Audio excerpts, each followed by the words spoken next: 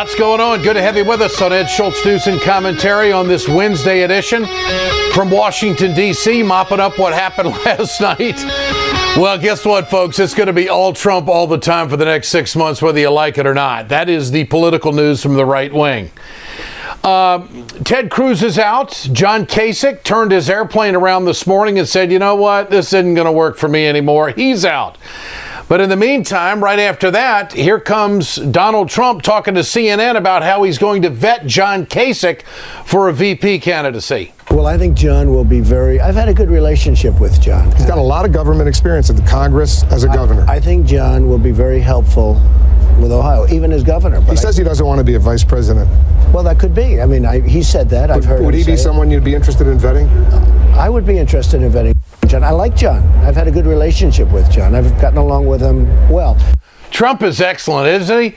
I mean, he just rips on people when he's in competition with them, but as soon as the competition is over, I know that guy. He's a good guy. We get along just great. He's a typical big-time business guy. And when there's money on the table and there's something on the line, he's going to compete as hard as he possibly can. And when it's over, it's over. Listen to what he said about Ted Cruz last night. And I have to tell you that I have met some of the most incredible competitors that I have ever competed against right here on the Republican Party. You know, we started off with that 17 number. And just so you understand, Ted Cruz, I don't know if he likes me or if he doesn't like me, but he is one hell of a competitor. He is a tough, smart guy. He also went on to say that Ted Cruz has got a great future ahead of him. Well, if that's the case, then maybe he's going to be vetted for a VP spot. I doubt it. You could tell on Tuesday when the voting was taking place that some of the comments that Ted Cruz made about Donald Trump, I mean, it was scorched earth policy. I don't know how he could ever go back and warm up to Cruz unless he was cremated with him, the kind of things he was saying about him. But the question is, what is Ted Cruz's next move? I know many of you liberals out there don't give a damn, but you know what? This guy was the filibuster king. And if he doesn't like Donald Trump, if Donald Trump is elected, maybe he'll get in his way legislatively as well, too. And what about Hillary Clinton? I mean, Ted Cruz is still hanging out. The guy would have never been a United States senator had it not been a three-way race down in Texas. And for more on that, let's go to my old friend Harold Cook, Texas Democratic strategist. If it's happening in Texas, this guy knows about it. Harold, how you doing? How you been, Ed? I'm good. So, first of all, let's back up a day. What did you think when Cruz was just clearing the beach with Donald Trump's reputation? Well, he called Trump a pathological, lying narcissist, amoral philanderer, and the punchline to that is that it's the only comments that Ted Cruz has ever made that I didn't disagree with a word of, except for the fact that it also goes for Ted Cruz. I think that speech will go down in history as the takes one to know one speech. Okay, so John Kasich is out of the way as well. It's clear sailing for Donald Trump to the convention to get the number 1237. Is there anything, in your opinion, that could derail him? What would Cruz's next move be at this point, or is it totally over? Oh, no, I think it's over for Cruz. He is out of this race. He's out of the race to stay. I don't think there's any doubt that Donald Trump will reach his 1237 magic number. And frankly, probably would have, even with Cruz and Kasich staying in the race, the way things were going. And look, the problem with Ted Cruz leading the way to stopping a Donald Trump nomination is that nobody likes Ted Cruz either. I mean, he's just a very unlikable human being. Yeah. And in hindsight, I guess, Ed, we should have realized it way back in South Carolina when, you remember, Cruz was supposed to come in and mop the floor with Trump because he was going to take the evangelical Christian vote. Didn't happen. And the evangelical Christians, you had to actively avoid voting for Ted Cruz if you were an evangelical Christian, and instead vote for the casino-owning, multiple marriage philanderer. And that is a serious dislike for Ted Cruz. And that's a problem for Cruz. It was a problem then. I think it's going to be a problem going forward. It may be his only problem because he certainly doesn't lack for blind ambition. All right, John Kasich, is he a candidate, serious candidate for VP, even though he says he doesn't want it or he didn't want it when he was running? But the Republicans are smart enough to know that they got to have Ohio. It's a state that he did win. A lot of independents voted for him. What about this? Yeah, I think that's an interesting thought, actually. I mean, the Republicans are not mathematically precluded from winning the White House if they lose Ohio. It's just that it's never happened in the history of the Republican Party. Yeah. Ohio is very, very, very important. And, you know, what Trump's eventual ticket is going to have to include is a grown-up. Because it doesn't have one with Trump, and I mean, you could. I mean, if I were Trump's strategist, you could do worse with putting Kasich on a short list. Harold, how do you explain what Trump has done? He's mopped the floor with 17 different candidates, and he's been leading in the polls for the last year almost. I mean, and he continues to win by big numbers. He rolled up 56% of the vote 53% of the vote last night in Indiana. Evangelicals went his way across the board. What do you make of it? Why is this happening? It is the most incredible thing I've ever seen in politics, and it is a phenomenon that our grandchildren will still be discussing after you and I are long forgotten. But I think Trump's strength here, and clearly he's not without strength. He's going to be their nominee, and he beat a field of 16 others. You know, several of whom are perfectly credible within the Republican Party. Yeah, I think his real strength is recognizing this deep-seated anger and frustration and xenophobia that trained politicians had been conditioned to talk around. Yeah. And instead, Donald Trump just wades right into the middle of it, very unafraid, very unapologetically, and hits that nerve. Now, that's really a good thing for a Republican primary process, apparently, because he just won it. But I just don't see how it ends in anything but disaster in a general election. Well, now the issue that Indiana people were caring about, and we're seeing this a lot around the country, is the economy. And right now, Donald Trump scores better in polling, numerous polls, on the economy, better than Hillary Clinton. This is what he said about Hillary Clinton, and he says a general election starts today. He doesn't think Clinton can cut it. Look, Bernie Sanders said about Hillary Clinton, she's got poor judgment. He also said, by the way, she's unqualified, but I won't even go there. But Bernie Sanders said that she's got poor judgment. And she does. You look at the email scandal. She shouldn't even be allowed to run. You know that, and everybody knows that. She's only being protected by the Democrats. She should not be allowed to run in the election. She should not be. She should suffer like other people have suffered who have done far less than she have. I mean, you look at so many, I won't even mention names anymore, but you look at so many people that have done far less than her in the same subject matter, and it's been a horror show. And here she is running for president like nothing happened. She shouldn't even be allowed to run. You know that. Well, here's Hillary Clinton responding to a Donald Trump candidacy and possibly being president. He has given no indication that he understands the gravity of the responsibilities that go with being commander-in-chief. And that will be a big part of my campaign, because at some point, he's going to have to be held to the standard we hold anybody running for president and commander-in-chief. What is it you know? What is it you've done? What is it you are proposing to do as president and commander-in-chief? So far, we haven't seen any of that. We've seen a lot of rhetoric. We've seen a lot of insults. He's an equal opportunity insulter. But when it comes down to making this really important decision, it's been my experience that people in our country say to themselves, wait a minute, what do I think is the best choice? The best choice for me, for my family, for my jobs, my income, my future. And I think that absent some major change in how he is presenting himself and what he is saying, that's going to be a pretty high bar for him to get over. Harold Cook, who's right and who's wrong? Well, I think Hillary Clinton probably ends up being more right because, yes, the economy is something that, at least so far in early polling, Trump edges her out. It's not by a big margin, but he does edge her out. But on virtually every other metric important to general election voters, including foreign policy and terrorism and all sorts of things, Hillary Clinton wallops him on a bunch of stuff. Now, when you look at the states that really matter in a general election, there really aren't that many of them. It's the same states that always matter. There's like 10 or 11 or 12 of them.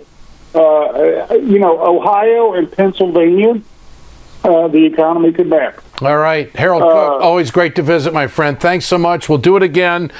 Texas Democratic strategist, longtime political guy, Harold Cook here with us on Ed Schultz News and Commentary. There's a lot of conversation about people not accepting Trump and the Republican Party, and I want to address that when we come back. Communication Workers of America, Alliance for American Manufacturing, BioGreen Clean, and the iSave team bring you this production. We're right back. Stay with us.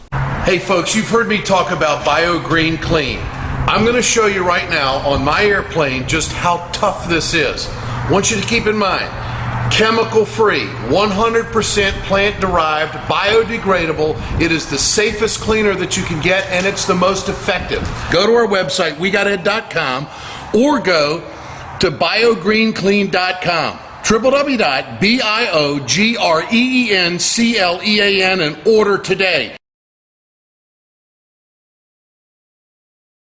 It's time to continue our conversation about mechanical insulation. Mechanical insulation is for the piping systems in our nation's commercial and industrial facilities. Facility owners are burning up billions of dollars through the lack of mechanical insulation on these piping systems. Call the iSave team. Insulation saves America valuable energy, and this team of energy conservation specialists is shovel-ready to save you money. Visit iSaveTeam.org to have a specialist give your plant an energy audit. We perpetuate a culture of crime all the way from Wall Street right down to the main street in our hometowns. It's worse than it has been since FDR took control of the problem and said we can't count on industry taking care of the American labor. They probably have already engaged into some type of criminal cover-up, and the law prohibits the government from even doing anything about it.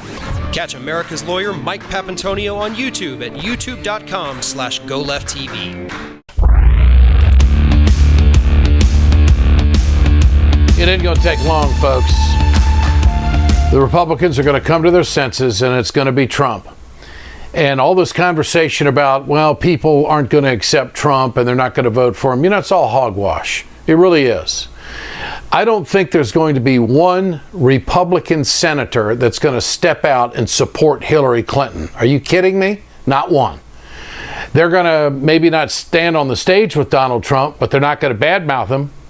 And they sure as hell aren't going to support Hillary Clinton, because if they did, that would be hanging on their political career forever.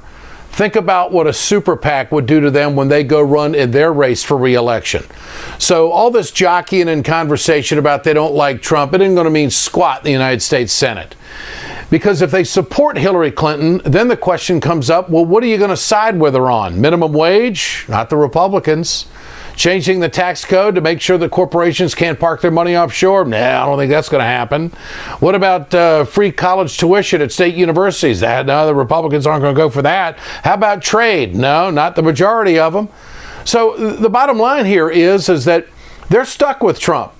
And a lot of this comes from the fact that they obstructed Obama for 7 years. They never came up with a formidable plan to take the country in a positive direction. Everything was anti. And all of those 17 competitors up there, none of them could come up with a good narrative other than Donald Trump to say that I'm the guy that signs the front of a paycheck. I'm the guy who's been successful. I'm the guy who's not Washington, and I can do business and create jobs. And it is the economy. So that's really what it comes down to right now, is that they're stuck with Trump, and the country might be stuck with Trump. Right now, Trump polls better than Hillary Clinton in the economy. And if Hillary Clinton's going to go after firearms, I'm just warning you. I know I'm going to get a lot of nasty comments on this and everything else. Ed, you're a firearms guy. Well, you know what? I like to hunt and fish. I do think we got to address gun violence in this country. But I know that Hillary Clinton is going to go after some gun legislation that she's not going to get. If you can't get background checks after Sandy Hook, tell me what you're going to get.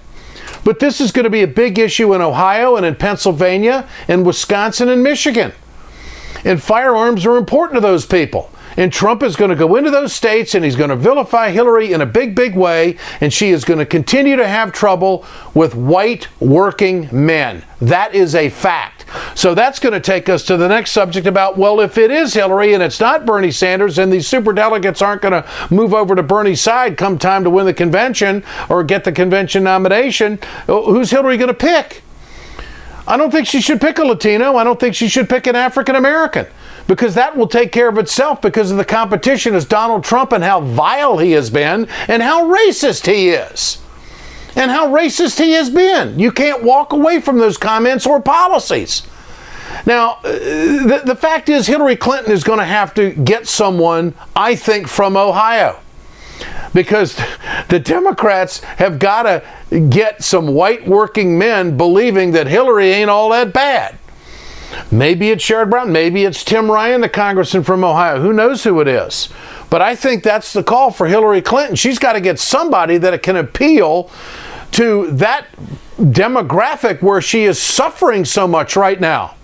Now, are we putting the cart before the horse? Yeah, we are, but that's just what we do. I'm a Sanders believer. I believe that there is still a path, and I think that Sanders supporters are going to exhaust every possibility. Have you noticed that Bernie Sanders beats all the goddamn polls? I mean, the last poll that came out by one of the big mainstream media outlets in the Wall Street Journal was a 4-point lead for Hillary Clinton. Late in the polling last night, late in the voting last night, Bernie Sanders was up by 7. That's an 11-point turnaround. He ends up winning by 5. That's a 9-point turnaround. Now, in today's polling, that's a pretty big miss. So, wait a minute. He did the same thing in Michigan. He did the same thing in Wisconsin. He did the same thing in Colorado and Minnesota. The fact of the matter is that this is the comeback grandpa. He's not the comeback kid. He's the comeback grandpa. And Bernie Sanders just will not give up. He's going to have a heck of a shot in West Virginia and Kentucky. And I'll tell you right now who's going to win Oregon. It's going to be Bernie Sanders. And I'm going to tell you who's real nervous about California right now, and that's Hillary Clinton. And I think that going into the convention, if with wins in Oregon and also California, I think that's going to be some real street credibility for Bernie Sanders. And I think that there will be some superdelegates who are going to rethink their position. Sanders out making the case.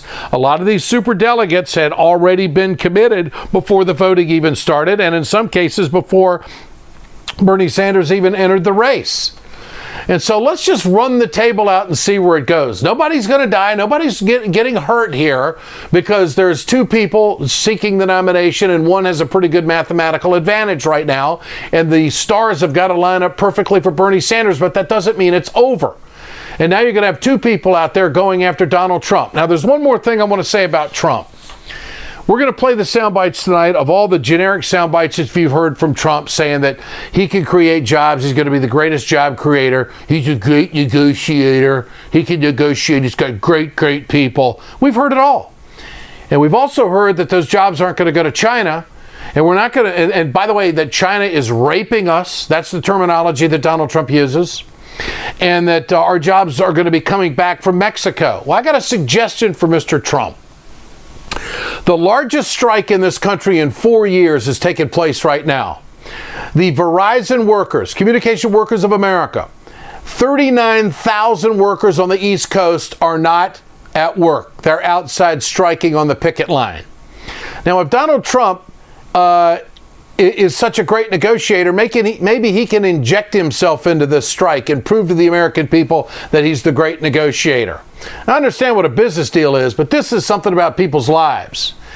What Verizon wants to do after making $1.5 billion a month, that's $18 billion a year in profit, they want to cut benefits to the workers, and they want to ship the jobs overseas.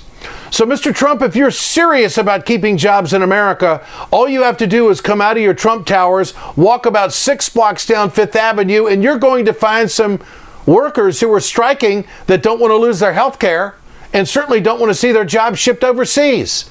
There's no time like the present, Donald. As you said, the general election is on. Both Bernie Sanders and Hillary Clinton are on the record supporting the Verizon striking workers. So where does he stand on unions? So I'm glad that Cruz is out. I'm glad that Kasich is out, because now we can get down to the devil in the details on exactly who is Donald Trump when it comes to policy and what he stands for. Is he willing to roll up his white shirt sleeves and walk with those workers the way Bernie Sanders did? And say that the company is greedy, and say that the CEO shouldn't be making $18 million a year? So now's the time to find the devil in the detail. Just who is Donald Trump, other than we're going to make America great again? You got a chance to make their lives great again just by keeping their freaking jobs. This is Ed Schultz News and Commentary. Have a great one. We're back tomorrow.